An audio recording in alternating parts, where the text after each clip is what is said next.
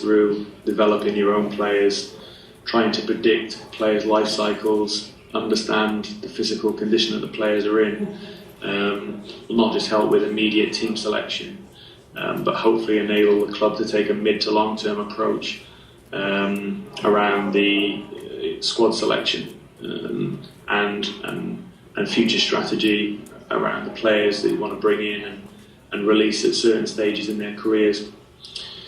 Obviously, we're all realists, and in football sometimes managers and coaches are not afforded the time to take a long-term approach. It's very much about the here and now, and it's a very results-driven business, as we know.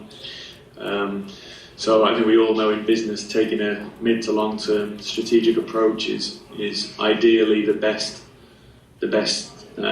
strategy, if possible. But football is quite a unique industry in that we not always afforded the luxury of time, and therefore the coach or the manager will obviously need to make balanced decisions around, the next match, the next game, but then also the mid to long term approach. And if you look at what's happened recently with Andre Villaboa at Chelsea, on one side you would say that he inherited an aging squad and he needed to go through a process of renovation, of regeneration, and bringing new players in like Marta, whilst maybe letting some of the older players move on who are at the end of their life cycles. But it didn't get the short-term balance right and didn't meet the aspirations of the club in the short term in terms of Champions League football. So it's a really good example of maybe a manager not being given the time that he needed to turn the squad around. But obviously there's a very short-term reality that today Champions League football is everything in terms of the money that it brings in to the club. So this is just a few examples there of how we use the information consultatively and how teams try and use the information, because it's not just about having access to data. Many teams use Prozone these days, so access is clearly not the differentiator.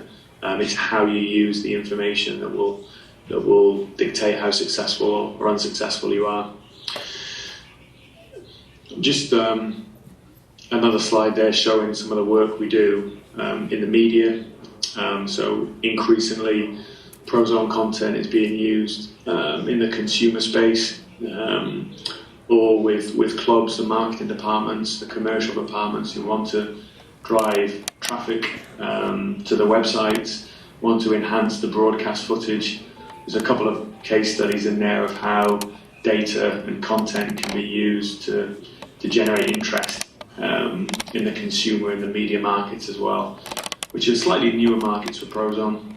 Our expertise is really been working with coaches and managers in the past, but increasingly, sponsors look to help with their activation strategies, and leagues and media partners look to increase the attractiveness of their product, the league, the standard of football. Then using the information in these type of areas can be really useful in that sense, in terms of engaging the fans through information like this. In terms of some future, I was asked about some possible future considerations. So the industry is moving so fast. It's possible now to get the data in real time. It's possible for consumers to access the data to enhance their broadcast, their viewing experience. Here we've already seen three-dimensional viewing of games take place in pubs and in homes. Sony have developed some holographic viewing, some 3D to enhance the broadcast footage, as we can see here. So I think that will become more and more commonplace. We also see here an example of how I think the fan within the football stadium will be given the tools to create their own user experience during the match. I was recently in America, and they're doing this already in other sports, trying to give information and video clips and data to the fans. So as well as watching the game, they have like a second screen application either on their phone or their iPad, to enhance their own experience and really put them in control, put them in the driving seat of creating their own experience, either within the stadium or at home. So I think you'll see more and more situations like this in the future. And there is also some development that's taking place around the potential for using robots instead of linesmen. If there's any referees or if there's any linesmen in the crowd, they probably won't thank me for this. This is not a Prozone innovation, no. This is just something I read in a magazine, and I thought it was quite interesting how obviously one of the most controversial areas in football today, around refereeing and goal line technology, etc. It's very difficult sometimes with the speed of the game for the linesman to always make the right decisions. So there are technologies using radar technology, etc. that you can use now maybe with computers, and I wonder how long it will be before robots and computers are used to make more accurate decisions on offsides, for example, or whether goals were scored or not using goal line technology. So I just thought those were quite interesting to share with you guys as well. So just coming towards the end of the presentation, just wanted to share with you some of my final thoughts, just to explain the presentation and to enhance some of the main messages. I think it's my opinion that a good manager or a coach will instinctively know when things are right or wrong, and the strengths and limitations of the players that he has at his disposal or she has at her disposal. But the point I'm trying to make is that analysis and technology is also needed to substantiate those instincts. So it's not to replace them, but the combination of both the coach's intuition and the Prozone analysis can be quite a nice formula, really, in the coaching process. And I quite like this quote as well, taken from another industry, but you'll all be aware of Bill Gates at Microsoft, and I thought this was a really appropriate quote, which was, how you gather, manage and use information will determine whether you win or lose. Instincts are no substitute for information. And just one final quote, because like I said, sometimes people always ask, do we think that Prozone and other systems like this may take the emotion and the beauty and the passion out of football? And I know Sepp Blatter hasn't got some great press maybe recently over recent months, but I really like what he says here, which is really, really important, I think, for the context of this session, which is that FIFA will rely on human beings. Everyone makes mistakes, players, managers, referees, etc. But football is about passion, emotion, and it has that human touch. And I think that's really important to emphasise that Prozone are not here to replace that emotion and that passion, but it's really here as a tool that can actually enhance a lot of those things, but not replace some of that great work that goes on with the coaches and the managers in the game. So that brings together the close of the presentation. Thank you very much for listening. I hope you could hear me okay and understand me okay. There's the Prozone Twitter account there, and also my own personal Twitter account. So hopefully you might find that follow us on Twitter, and we'll share with you some research and some analysis that we do on a weekly basis via Twitter. But thank you very much for listening, and I'm happy to take any questions, Julia, if it's appropriate at this stage. Yeah, sure, Blake. Thank you very much for the inspiring lecture. Дамы и господа, мы с Блейком готовы отвечать на ваши вопросы. Пожалуйста, поднимайте вашу руку. И прежде чем мы перейдем к вопросам, у нас у проекта Knowledge Stream для вас есть небольшой сюрприз.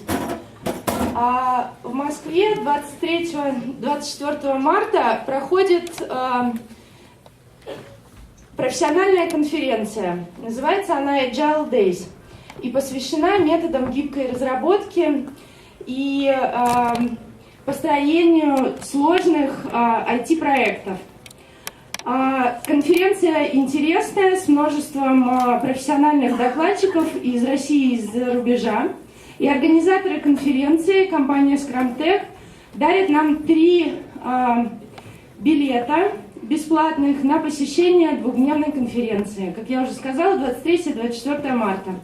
Так вот, лучшие вопросы, 2 из которых выберет Блейк и 1 наши эксперты, продолжение дискуссии, мы будем рады подарить вам доступ к IT-знаниям.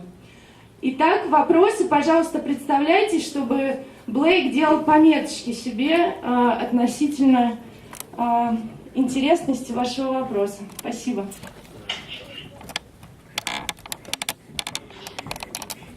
My name is Alexandra Savaeva. I represent Sport Business Consulting magazine, and I'm wondering whether you teach representatives from clubs to manage the systems and to analyze data, or you analyze by yourself and you just provide this data and analysis to the clubs.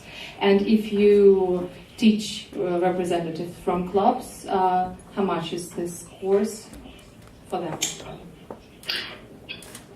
Yeah, thanks, Alexandra, for the question.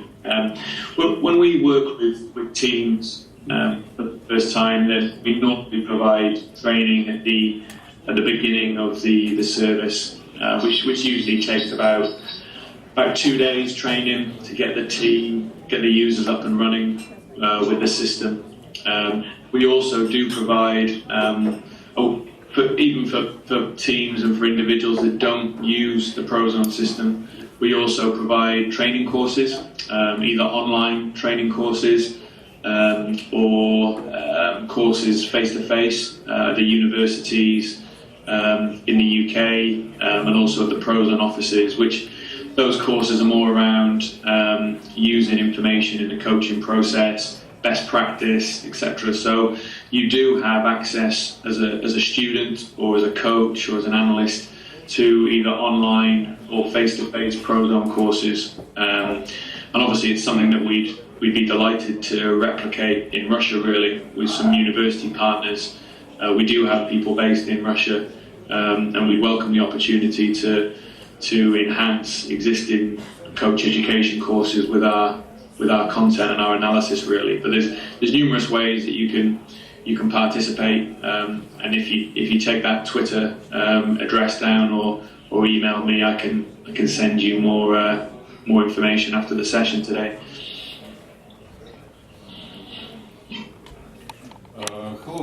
Hello, Blake. Please tell, can Prozone create in the future system for amateurs, cheap system that can collect data? Yeah. Amateurs. Because in Mobile World Congress in 2010 and 12, Nike and Adidas represents us new chips and new devices for amateurs that collect data, how they training. Yeah, we already have some, I would say, some shrink-wrap versions of Prozone. We call it, is a part of our business, it's our licensing business. So the system I showed you is quite an elitist in the sense